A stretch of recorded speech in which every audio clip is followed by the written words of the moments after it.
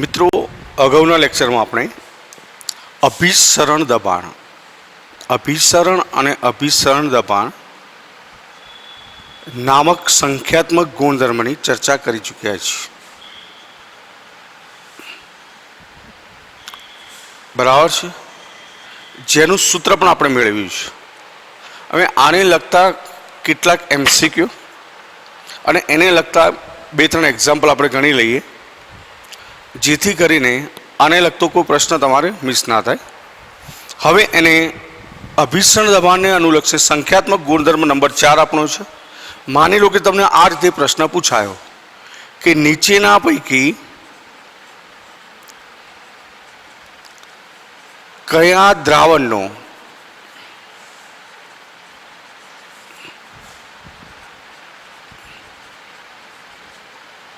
અભિસરણ દબાણ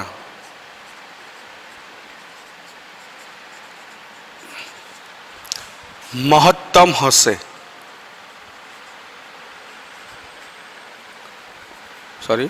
મહત્તમ હશે. બરાબર. આ એક MCQ છે આપણી જોડે. વિકલ્પ હું લખું, ધ્યાન રાખજો. માની લો કે આ રીતે આપ્યું 0.1 મોલર Na2SO4. એક વિકલ્પ તમને આવો આપ્યો છે. બીજો વિકલ્પ આપ્યો છે B 0.1 મોલર NaCl. ત્રીજો વિકલ્પ આપ્યો છે 0.1 મોલર ગ્લુકોઝ. અને ચોથો વિકલ્પ તમને D આ પ્રમાણે આપ્યો છે 0.1 મોલર AlCl3. આર્થી વિકલ્પ માની લો કે આપ્યા. તો મિત્રો મેં તમને અગાઉ પણ કહ્યું કે સંખ્યાત્મક ગુણધર્મ છે. તો સંખ્યાત્મક ગુણધર્મો કોને કહીએ છીએ કે જે ગુણધર્મો દ્રાવણમાં રહેલા દ્રાવ્યના સંખ્યાકણ ઉપર ડિપેન્ડ રાખે, આધારિત છે. મતલબ કે આની વાત કરીએ તો સાંદ્રતા ભરે આ બધી આપણને એક સરખી લાગે, વાસ્તવમાં સમાન નથી. દરેકના દ્રાવ્યકણ અલગ છે. આના દ્રાવ્યકણની વાત કરીએ તો Na2SO4 છે, તો 2 Na+ અને 1 SO4 2- મતલબ 3 આયનો બને છે. એટલે દ્રાવણમાં દ્રાવ્યકણો થાય 0.1 ગુણ્યા 3 બરાબર 0.3 મોલર સાંદ્રતા કહેવાય. મેં કેપિટલ M લખ્યું છે, ધ્યાન રાખજો મિત્રો. મોલારિટી આવશે. એ જ રીતે અહીંયા તમને આપ્યું છે 0.1 મોલ ગુણ્યા 2 કરીશું. કેમ 2? તો Na+Cl- છે, તો બરાબર અહીંયા થશે 0.2 મોલર. અહીંયા વાત કરીએ ગ્લુકોઝની, તો ગ્લુકોઝનું આયનીકરણ થતું નથી, તો 0.1 ગુણ્યા 1 બરાબર 0.1 મોલર.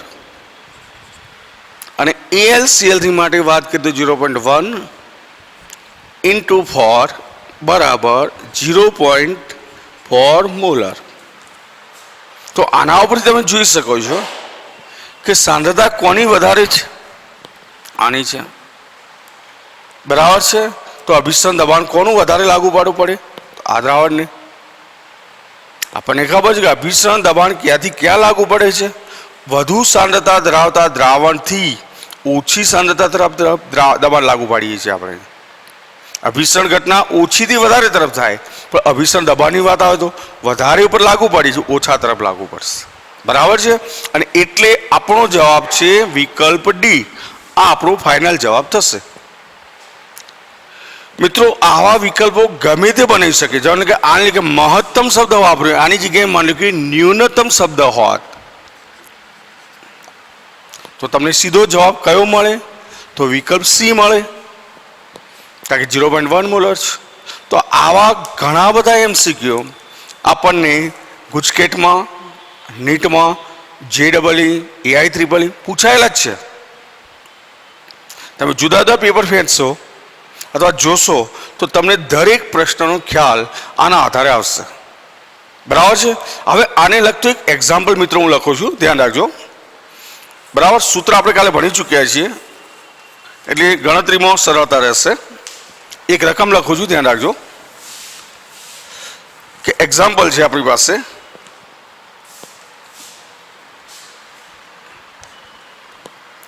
પ્રોટીનનું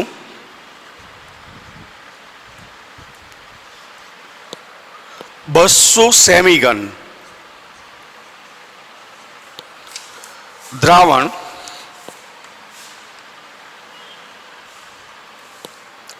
1.26 ગ્રામ પ્રોટીન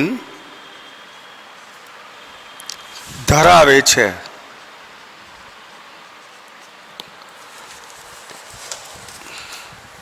ત્રણસો કેલ્વિન તાપમાને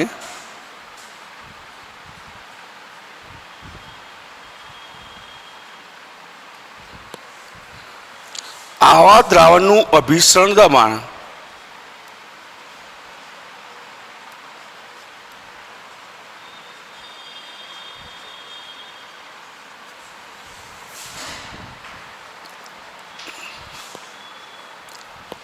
(2.57 ગુણ્યા 10⁻³ બાર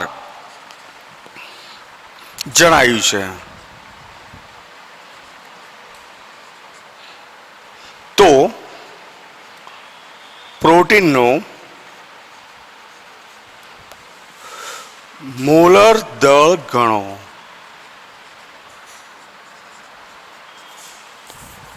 મિત્રો આ રીતે તમને એક એક્ઝામ્પલ બુકનો મેં દાખલો લખ્યો છે, ધ્યાન રાખજો. કોઈ નવો દાખલો નથી આપણી પાસે, તો સૂત્ર તમને ક્લિયર છે, ધ્યાન રાખજો.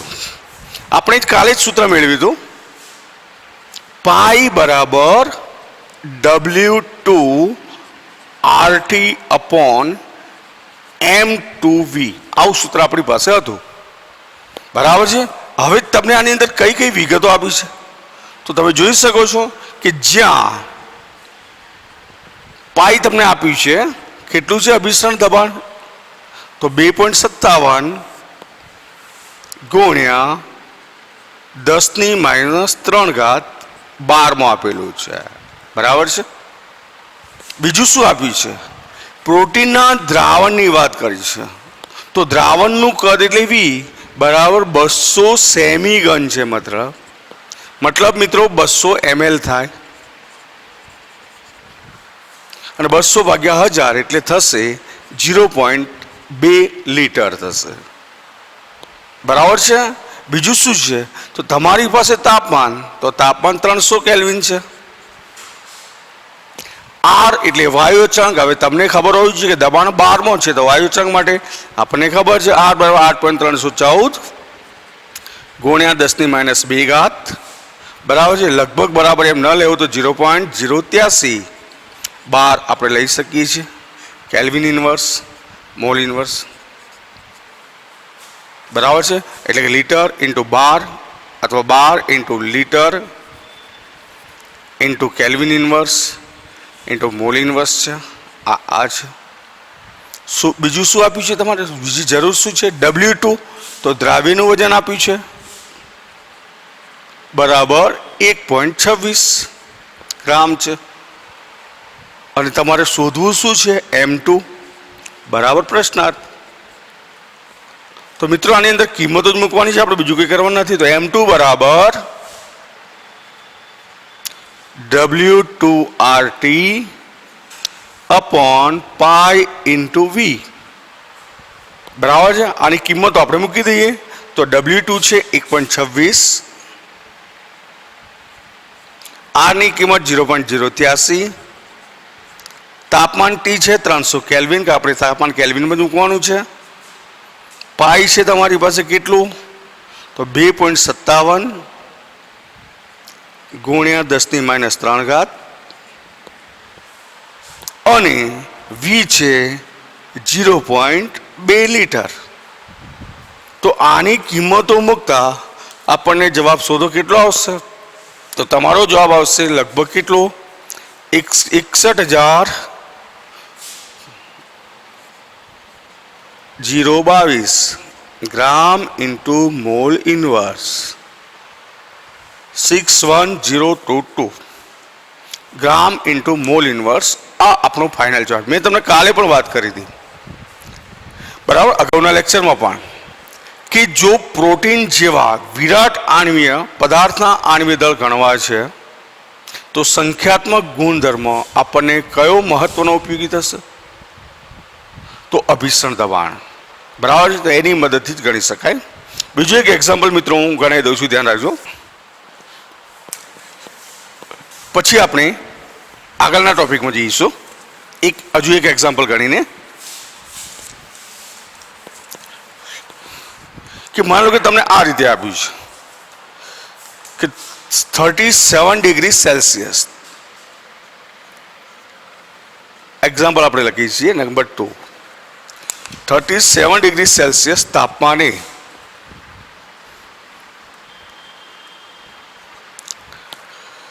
$450 ml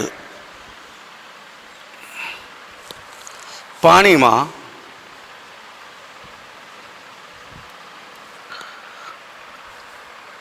1,85,000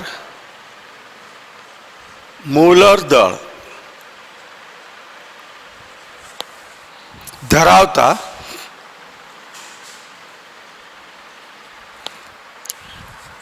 એક પોલિમરના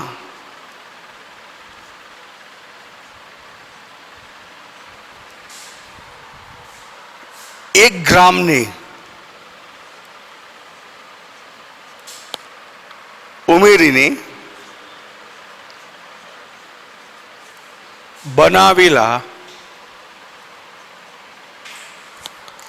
દ્રાવણનું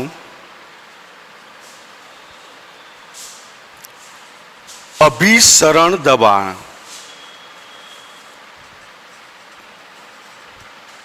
ગણો. આ રીતે તમને રકમ આપેલી છે, ધ્યાન રાખજો. બરાબર છે. હવે તમને ધ્યાન એ રાખવાનું છે કે આપણને કયા મૂલ્યો આપ્યા છે અને કયા એકમમાં.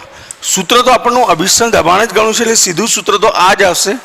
પાઈ બરાબર W2 RT અપોન M2V છે.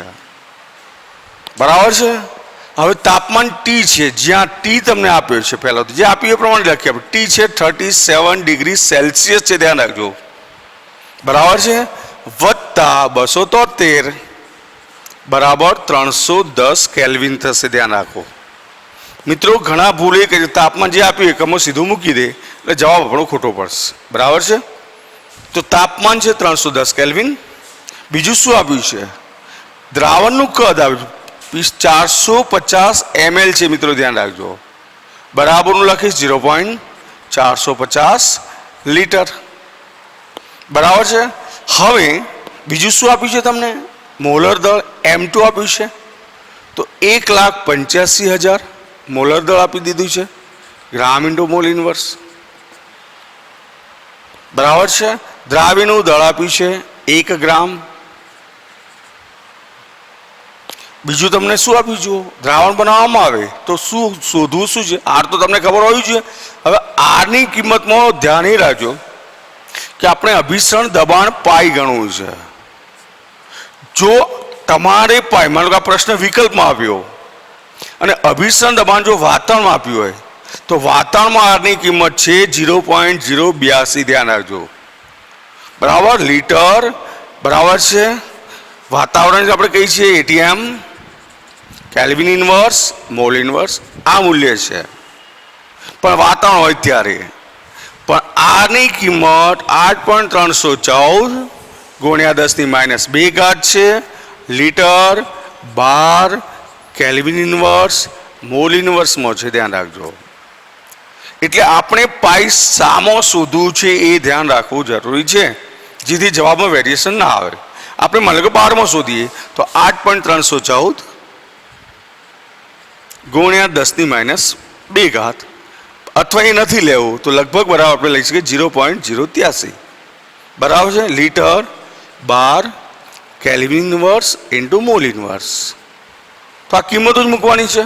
તો કિંમતો આપણે મૂકી દઈએ તો W2 કેટલા છે તમે જોઈ શકો છો, 1.0. R છે 8.314 ગુણ્યા 10⁻² છે. T છે 310. M2 તમને આપ્યું છે 1,85,000 ગુણ્યા V આપ્યું છે 0.450. બરાબર છે મિત્રો. હવે સાદરૂપ આપો કેટલો જવાબ આવશે જુઓ જરા. ફાઇનલ જવાબ તમે મેળવી શકશો જે જવાબ આવે એ.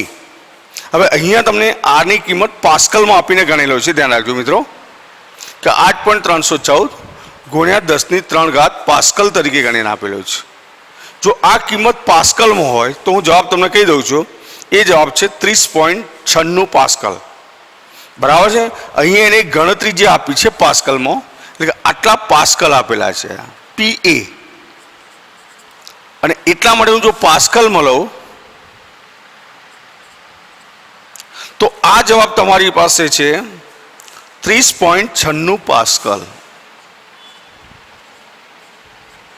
મેં તમને અગાઉ કહ્યું મિત્રો કે જો આરની કિંમત તમે કઈ લે છો, બરાબર છે, 8.314 ગુણ્યા 10³ પાસ્કલમાં પણ છે, તો એ પ્રમાણે જવાબ આવશે. એટલે જવાબો આપણા આરની કિંમતને આધીન છે, ધ્યાન રાખજો.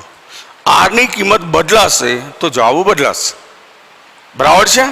ત્રીજું એક એક્ઝામ્પલ અલગ ટાઈપનું આપણે લઈએ છીએ, ધ્યાન રાખજો, થોડો અલગ ડિફરન્ટેબલ,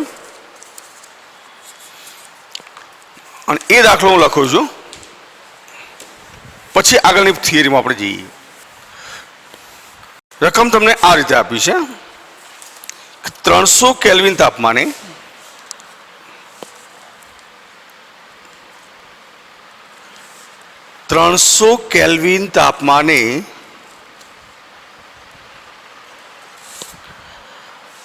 36 ગ્રામ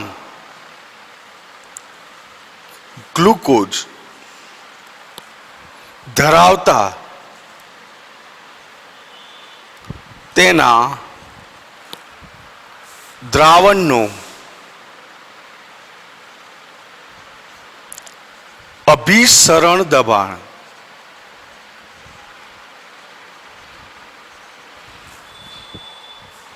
4.98 બાર છે.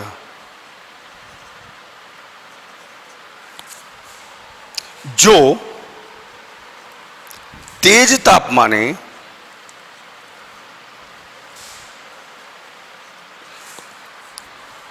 કોઈ દ્રાવણનું અભિસરણ દબાણ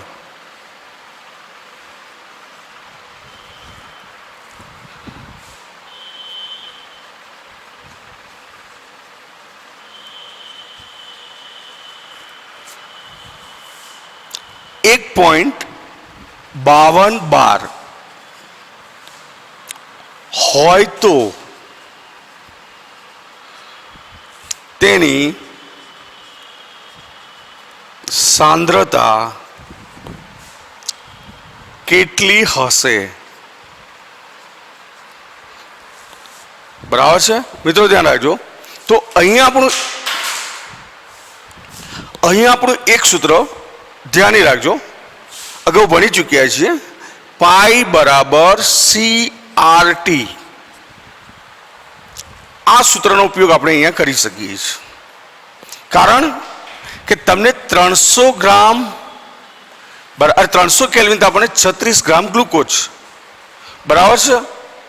આ સૂત્રનો સીધો ઉપયોગ કરો તો કરી શકીશું, અને જો સીધો ઉપયોગ ન કરતો W2RT/mV આ સૂત્રનો ઉપયોગ પણ આપણે કરી શકીએ છીએ, બરાબર છે. હવે C એટલે સાંદ્રતા, જે મોલ પ્રતિ લીટરમાં છે, ધ્યાન રાખો, મોલ પ્રતિ લીટરમાં છે. હવે તમને દ્રાવણનું કદ તો આપ્યું છે જ નહીં, એટલે કે ગ્લુકોઝના મોલ હું ગણું,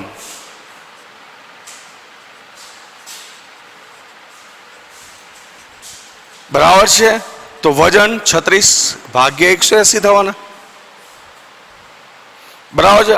R બંને માટે અચળ રહેવાનો છે, અને તાપમાન તમને આપ્યું છે કેટલું? 300 કેલ્વિન. એટલે સીધું જ પ્રથમ કિસ્સામાં વાત કરું, પ્રથમ કિસ્સા માટે તો π1 બરાબર CRT, તો C1RT બરાબર તમારી પાસે જે 36/180 છે ગુણ્યા R છે, અને T છે 300 કેલ્વિન. સાદરૂપ મિત્રો આપવા જઈએ આપણે તો તમને ખબર છે કે 18 દુ 36 થાય, એટલે લગભગ 60 R. આ થયું આ નંબર 1. 300 કેલ્વિન તાપમાને 36 ગ્રામ ગ્લુકોઝ ધરાવતા તેના દ્રાવણની વાત કરી તો એના માટે એક સમીકરણ આપણે મેળવ્યું. હવે શું કહીશું, જો તે જ તાપમાને કોઈ દ્રાવણનું અભિસરણ દબાણ જે છે એ π1 ની વાત કરી, હવે π2 છે. આપણે જોઈ શકીએ છીએ આનું અભિસરણ દબાણ તમને આપ્યું છે 4.98 π1 બરાબર છે, એટલે આપણે સીધું લખી શકીએ π1 બરાબર આ છે.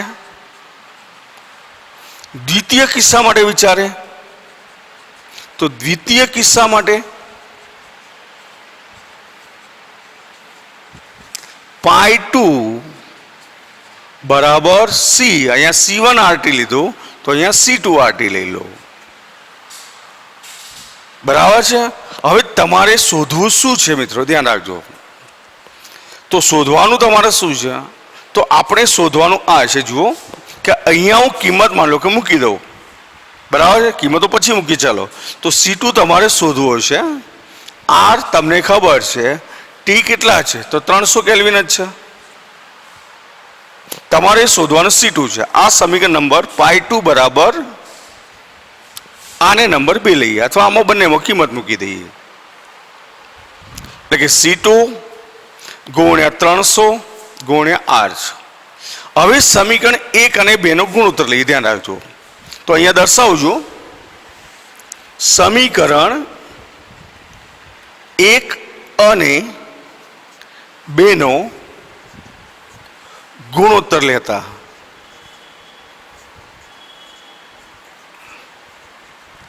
તો તમને ખબર છે કે π1 અપોન π2 બરાબર શું હતું આપણી જોડે? π1 ની કિંમત તો 60 R હતી જ, છેદમાં શું હતું બરાબર C2 ગુણ્યા R ગુણ્યા 300. π1 ની કિંમત તમારી જોડે ખબર છે 4.98 બાર છે અને π2 ની કિંમત છે 1.52 બાર છે. R મિત્રો દૂર થઈ ગયા તો 60 છેદમાં C2 ગુણ્યા 300. ધ્યાન રાખજો. તો આના ઉપરથી તમે C2 ને સૂત્રનું કરતા બનાવો મિત્રો. તો C2 ને સૂત્રનું કરતા બનાવશો કેટલો જવાબ આવશે ગણીને મને જરાક કહો. તો C2 બરાબર કેટલા આવશે? 0.061 મોલર. આ આપણો ફાઇનલ જવાબ. મિત્રો આ પ્રકારે ઘણા પ્રકારના એક્ઝામ્પલ બનશે જેની ચર્ચા આપણે પછીના ટોપિકમાં વારંવાર કરીશું. ધ્યાન રાખજો, કારણ કે ઘણા બધા પ્રશ્નો છે. આની અંદર જેટલા પ્રશ્નો કાઢવા જઈએ એટલા ઓછા છે. બરાબર. હવે નવા એક ટોપિક તરફ જઈએ છીએ. ધ્યાન રાખજો. અને એ ટોપિક આને લગતો જ છે. દાખલો ગણી લેજો જરા, કારણ કે 2 વખત સૂત્રનો ઉપયોગ થયો છે. બરાબર. હવે નવા ટોપિકમાં આપણે જઈએ અને એ ટોપિક છે સમઅભિસારી દ્રાવણો. બરાબર છે.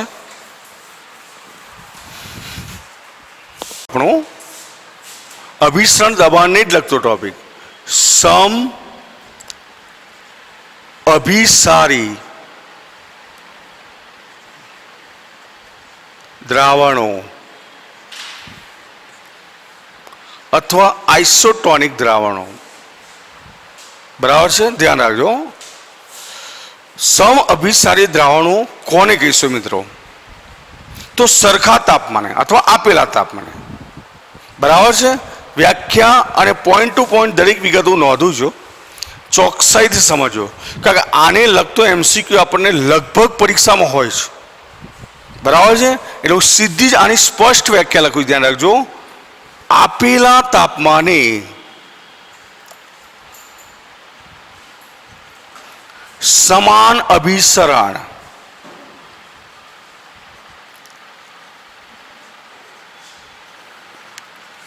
દબાણ ધરાવતા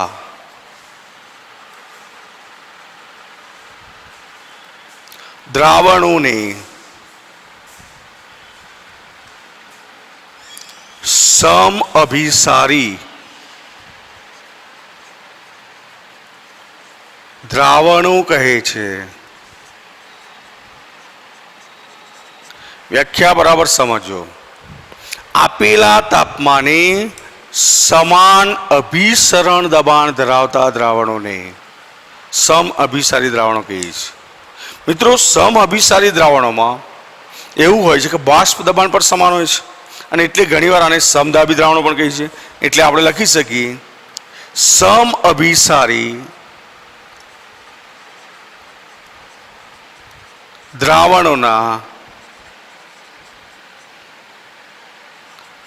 બાષ્પ દબાણ પણ સમાન હોય છે અથવા બાષ્પ દબાણ સમાન હોય છે. તેથી તેમને સમદાબી દ્રાવણો પણ કહે છે.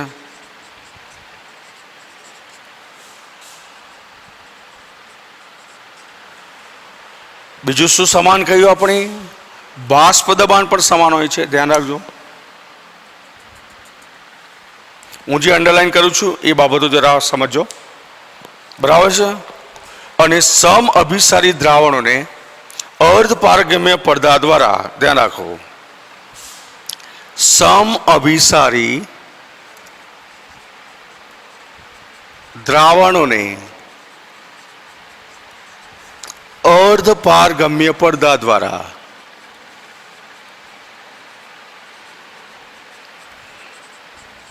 સંપર્કમાં રાખતા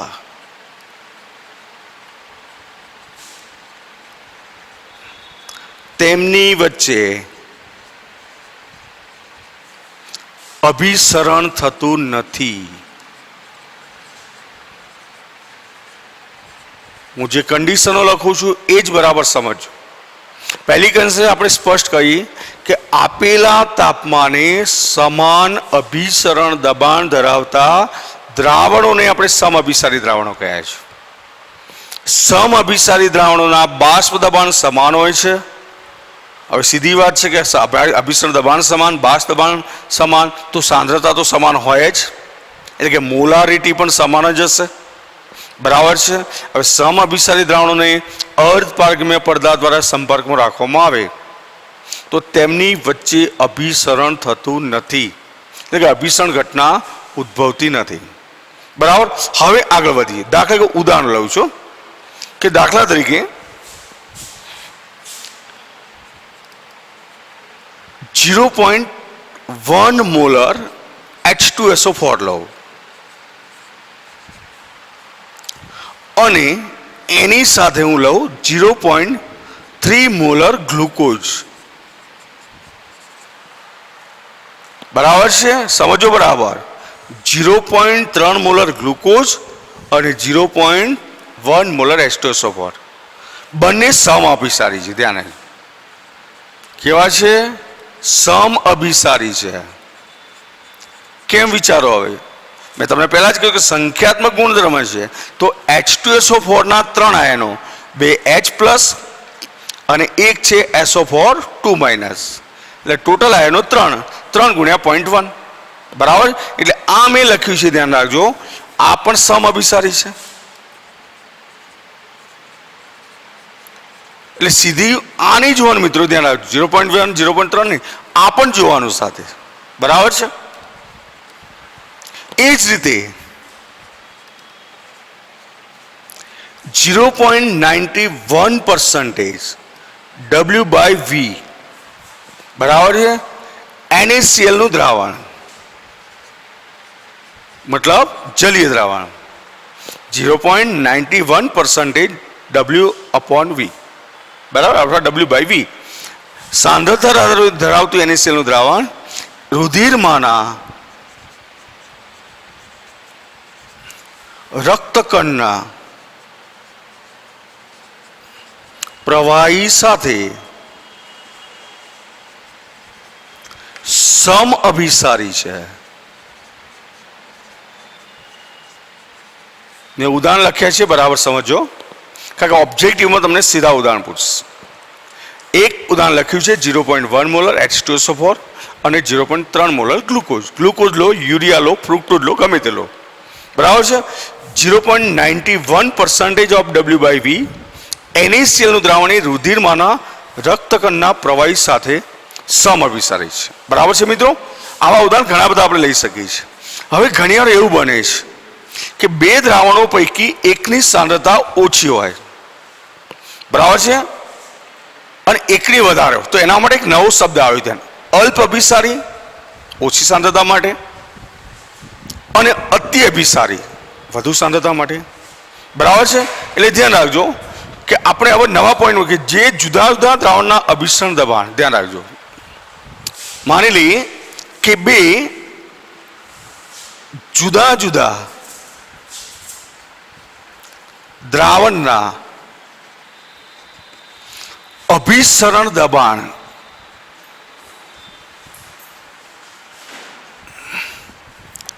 જુદા જુદા હોય. હવે સીધી વાત છે કે અભિસરણ દબાણ જુદા જુદા હોય તો સાંદ્રતા જુદી જુદી હશે. બરાબર? એટલે કે સાંદ્રતા જુદી જુદી હોય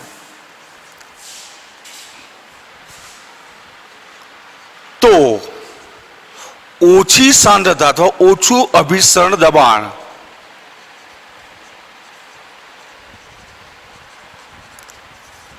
ધરાવતા દ્રાવણને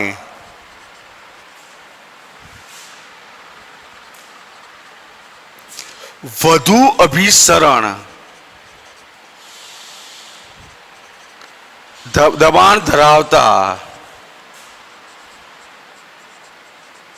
દ્રાવણની સાપેક્ષે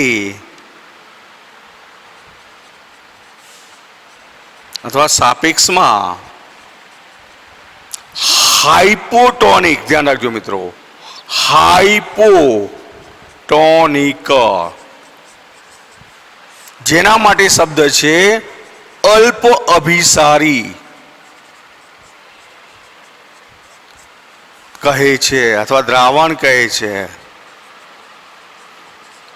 સમજો કે બે જુદા જુદા દ્રાવણના અભિસરણ દબાણ જુદા જુદા હોય, એટલે કે જો સાંદ્રતા જુદી જુદી હોય તો ઓછું અભિસરણ દબાણ ધરાવતું દ્રાવણ છે એને શું કહીશું આપણે? હાઇપોટોનિક. એ જ રીતે વધુ અભિસરણ દબાણ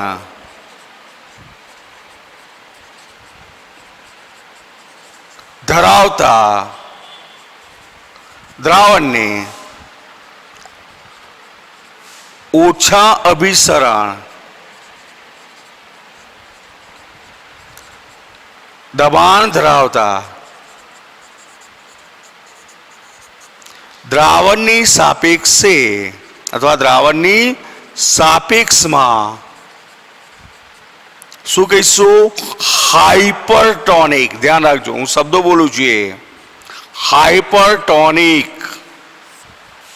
ખાસ મગજમાં રાખજો. અતિ અભિસારી દ્રાવણ કહે છે. મિત્રો આ એમસીક્યુ આપણને પૂછાયેલું છે, ધ્યાન રાખજો. હાઇપોટોનિક, હાઇપરટોનિક. ઓછું અભિસરણ દબાણ હોય, ધ્યાન રાખજો, તો હાઇપોટોનિક. વધારે અભિસરણ દબાણ હોય તો હાઇપરટોનિક. અતિ અલ્પ અભિસારી, અતિ અભિસારી. ધ્યાન રાખજો. માની લો કે આપણું આ જ ઉદાહરણ છે. ચલો, બરાબર છે? આની અંદર માની લો કે તમને સમજો, બરાબર? આ જ ઉદાહરણ વાત કરું, આની જ વાત કરું કે હું એમ લઈ લઉં કે 0.2 મોલર H2SO4 લઉં, ચલો, અને 0.2 મોલર ગ્લુકોઝ લઉં. શું આની સાંદ્રતા સમાન થઈ ખરી? ના. કેમ?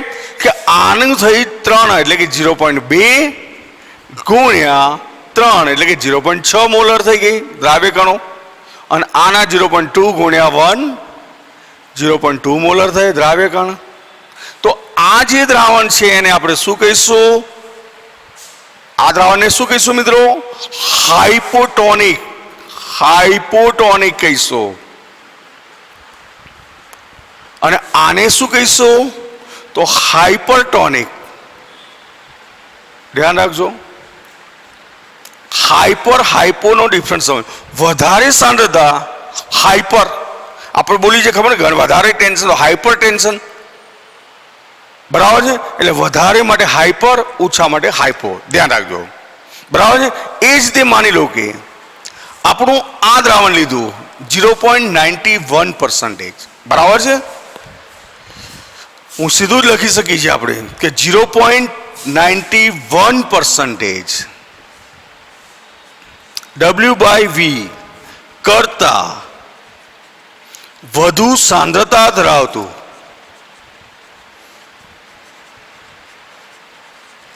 NaCl નું દ્રાવણ, જલીય દ્રાવણ રુધિરમાંના રક્તકણના પ્રવાહીની સાપેક્ષે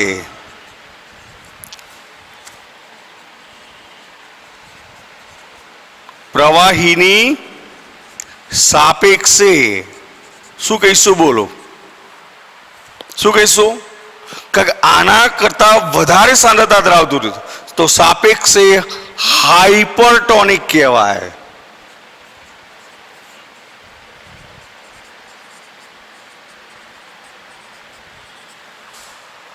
અને જો એના કરતા ઓછી સાંદ્રતા હોય, બરાબર છે, અને